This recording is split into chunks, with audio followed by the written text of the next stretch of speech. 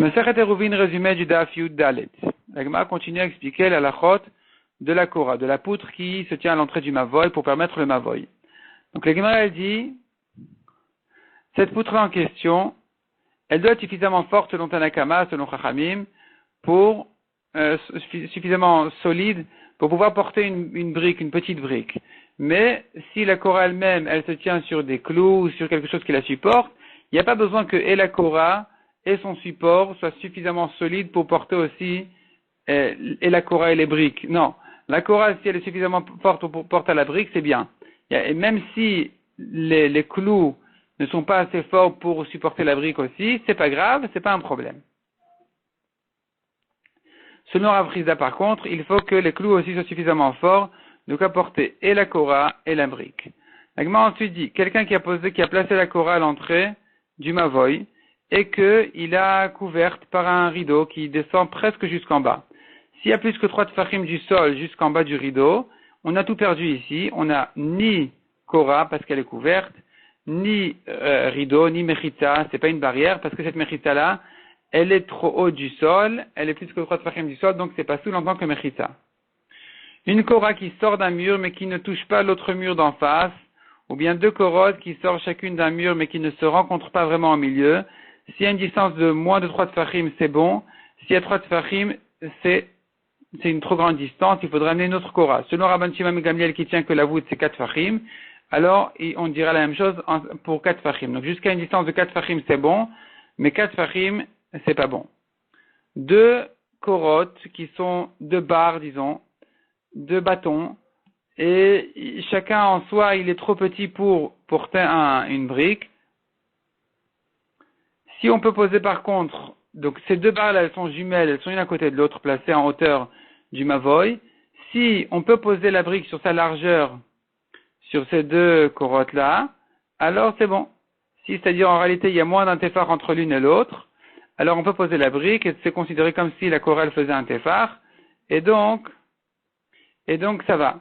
Si par contre on ne peut pas peser une brique dessus, c'est pas bon, il faudrait amener une autre Korah. Selon Rabban Shimon Gamliel, on peut même les éloigner jusqu'à 3 tfachim et poser la brique sur sa longueur de 3 tfachim. Mais plus que ça, c'est déjà pas bon. C'est une mauvaise Korah.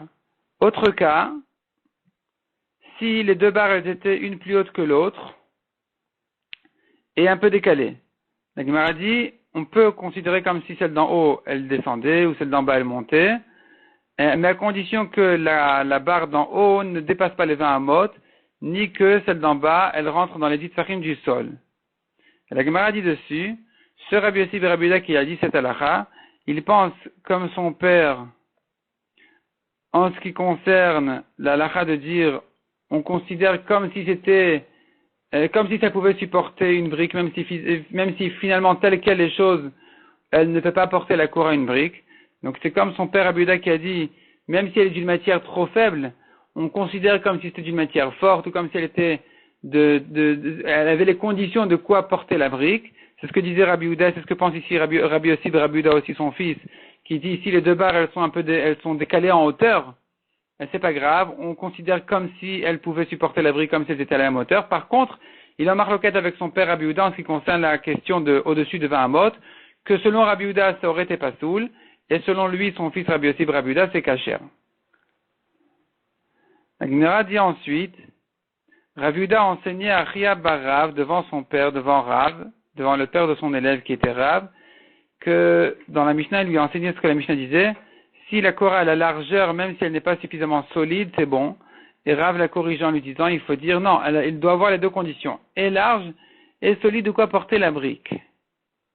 La Gemara demande, mais pourtant, si elle a 4 tfachim, même si elle ne peut pas supporter la brique, même si elle n'est pas solide, c'est quand même kasher. Répond la Gemara, 4 tfachim de Korah de largeur, c'est bon, même si elle n'est pas solide, mais moins que ça, il faut qu'elle soit suffisamment solide pour porter la brique. La Gemara dit ensuite le deuxième cas de la Mishnah qui disait si la Korah était en paille ou une matière qui vraiment ne peut pas supporter la brique, c'est bon aussi selon Rabbi Yehuda. Et le chidouche il est que même si c'est une espèce qui ne peut jamais supporter la brique, elle ne peut jamais porter la brique, c'est quand même bon.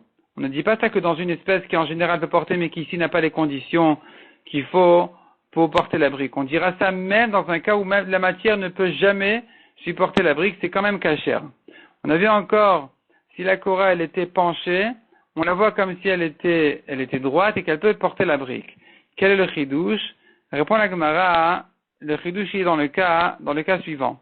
Dans le cas où la Korah, elle est placée dans le mavoy, mais elle est un peu tordue et au milieu, elle sort du mavoy. Ou bien, au milieu, ça monte au-dessus de 20 amot ou ça baisse en dessous de 10 fachim. On regarde, on calcule. Il faut bien évaluer. Est-ce que je peux enlever ce qui dépasse de la Korah, donc ce qui rentre dans les endroits pasoul, dans un endroit pasoul au-dessus de 20, en dessous de 10 ou en dehors du mavoy? Est-ce que si j'avais enlevé cette partie-là de la Korah, ce qui restait m'aurait laissé une distance un écart de 3 tfachim ou moins de 3 tfachim? Si, quand je rase cette mauvaise partie de la Korah, ce qui reste va être éloigné l'un de l'autre de moins de 3 tfachim, la Korah est kshera. S'il y a une distance de plus de 3 tfachim, c'est pasoul.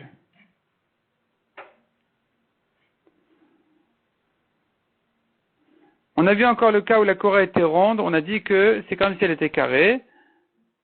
Et le chidouche ici est de savoir qu'on calcule selon un périmètre de 3 tfachim, de ce rond-là, de cette Korah ronde, on considère ça comme un tefar de largeur qui est suffisant. La Gemara dit, mais d'où je sais qu'un périmètre d'un rond de 3 tfachim, il fait un tefar de largeur? Toutefois dit, c'est pas précis, on sait bien que c'est 3,14. En tout cas, la Gemara le prouve des psukim qu'on considère comme ça. On arrondit, un périmètre de 3 tfachim, c'est un tefar de largeur, 30 amot de périmètre, un pasuk qui nous dit que 30 amot de périmètre d'un rond, c'est 10 amot de diamètre.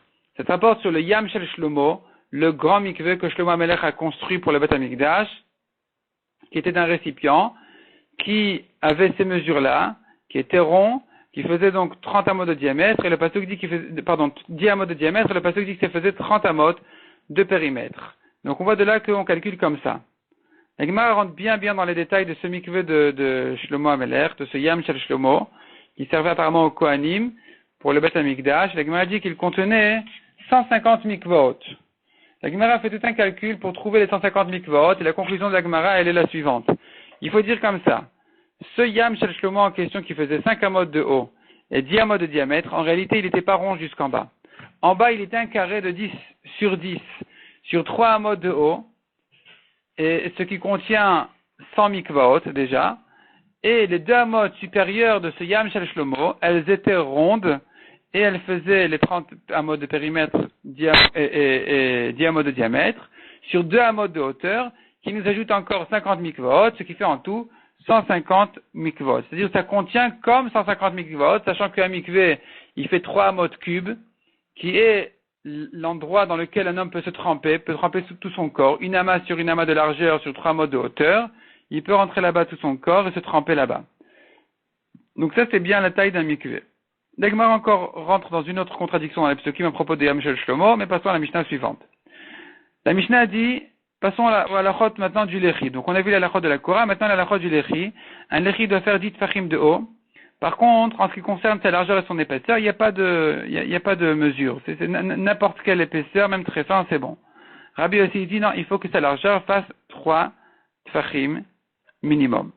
La Gemara rentre un peu dans les détails. Pourquoi est-ce que la Mishnah elle parle des lechayaim, des lechi au pluriel et pas au singulier? Est-ce que ça veut dire qu'elle pense comme Rabbi Eliezer qui exige 2 lechayaim à l'entrée de chaque mavoy? La Gemara repousse en disant non, c'est pas la preuve. La Mishnah ne voulait pas rentrer dans les détails, donc elle disait les lechayaim au pluriel sur lesquels ont été discutés, sur lesquels ont discuté les chachamim, à savoir est-ce qu'il en faut 2 ou 1. Ces lechayaim ont pour mesure 10 tfachim de haut, et pour largeur et épaisseur, kol shehu. Même très fin, même très, très petit. La Gemara dit quelqu'un qui a placé un lechi à la moitié de la longueur du mavoy, ce qui est à l'extérieur du lechi est interdit évidemment, et ce qui est à l'intérieur du lechi, donc dans la partie intérieure du mavoy après le lechi, c'est permis, on ne craint pas qu'il risque de porter du côté extérieur. Autre halakha dit la Gemara, il a fait un lechi haut de 3 tfachim au-dessus du sol, ou éloigné de 3 tfachim du mur, c'est pas bon. Et là, même selon Rabban Shimon ben Gamliel qui dit en général la voûte jusqu'à 4 tfachim, ici quand c'est rehaussé du sol de 3 tfachim, c'est déjà plus un lechi, c'est déjà mauvais parce que les chevreaux, ils traversent en dessous, ils passent en dessous, donc on ne peut pas considérer ça comme une séparation. La Gemara continue et dit, selon Rabbi aussi, il faut une largeur de 3 tfarim pour le lechi. Mais la Gemara dit, la lacha n'est pas comme ça. La lacha n'est pas comme Rabbi aussi, en ce qui concerne déjà la lacha du lechi, ni même en ce qui concerne, dit la Gemara, une lacha de Shabbat à propos de la quantité d'eau salée qui est permise de préparer pendant Shabbat même. La Gemara continue à rentrer dans les détails. Est-ce que la lacha elle est comme lui, et elle n'est pas comme lui, ni dans le lechi, ni dans l'eau salée, ou que dans un cas, la lacha elle est oui comme lui. Et la Gemara conclut en disant que va voir ce que les gens ont l'habitude de faire. Or, les gens ont l'habitude de se servir comme l'échi d'un l'échi qui n'a vraiment aucune largeur. Donc, on voit bien que la lacha n'est pas comme Rabbi aussi qui dit qu'il faut 3 tfachim de largeur. Autre version dit la Gemara, cette expression qui a été dite, cette expression de dire va voir ce que les gens ont l'habitude de faire, elle était citée dans un autre contexte complètement. À propos de la bracha à citer sur l'eau, quelqu'un qui boit de l'eau à sa soif, quelle est la bracha à faire avant de boire? Chez Akol ni Abitvaro, selon Rabbi Tarfon, Boré Nefashot. Et là-dessus, Rav Hanan a demandé à Abaye quelle est la lacha, il lui a dit va voir ce que les gens ont l'habitude de faire. Or les gens ont l'habitude de faire chez Akol, donc la lacha elle est comme ça, de faire chez Akol avant de boire de l'eau à sa soif.